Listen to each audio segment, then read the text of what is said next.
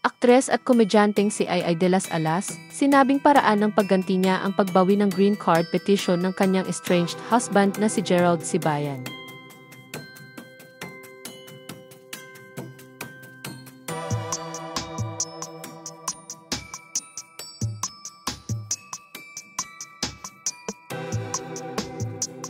Naging bisita ang aktres at komedyanteng si Ai de las Alas sa programang Fast Talk with Boy Abunda nitong Huwebes, October 30, 2025.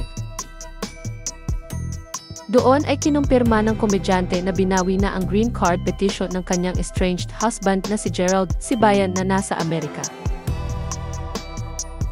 Sinabi ni Ai sa panayam sa kanya ni Boy Abunda na noong una ay ayaw niya raw talaga gawin iyon, pero ang pag-file niya upang bawiin ang green card petition ni Gerald ang naging paraan niya para maiganti ang kanyang sarili na labis na nasaktan.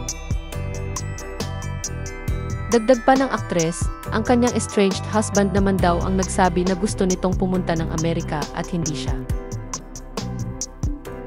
Anya, noong una ayoko talagang gawin yon. Pero noong bandang huli, naisip ko parang ayoko namang maging santa or something. Kasi parang yun na lang ba yung parang, kahit pangit, pero parang yun na lang yung ganti ko para sa sarili na nasaktan ako. Siya naman nagsabi kasi na gusto niyang pumuntang Amerika eh. Hindi naman ako yung nagbigay sa kanya na, halika na, punta na tayong Amerika. Siya naman yung nagsabi na gusto niyang pumuntang Amerika.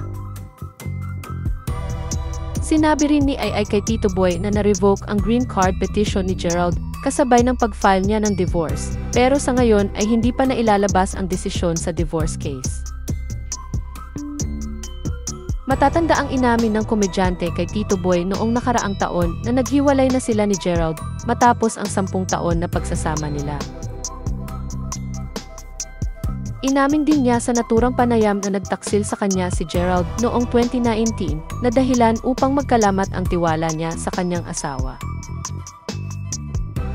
Noong December 2024 naman ay sinabi ni Ai kay Tito Boy na hindi na sila nag-uusap ni Gerald mula noong naghiwalay silang dalawa. Inihayag naman ng komedyante sa panayam sa kanya ni Tito Boy noong May 2025 na hindi na raw siya magpapakasal ulit sa mas bata sa kanya.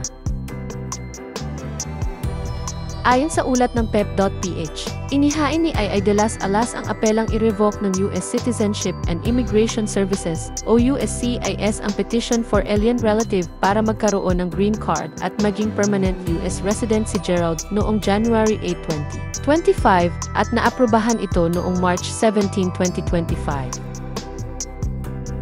Isa sa mga dahilang sinabi ng aktres sa USCIS kaya binawi niya ang kanyang petition for alien relative para sa kanyang estranged husband ay ang pagkakaroon umano ng third party sa pagsasama nila. At kamakailan lang ay ipinagdiwang niya ang tinatawag niyang Freedom Anniversary.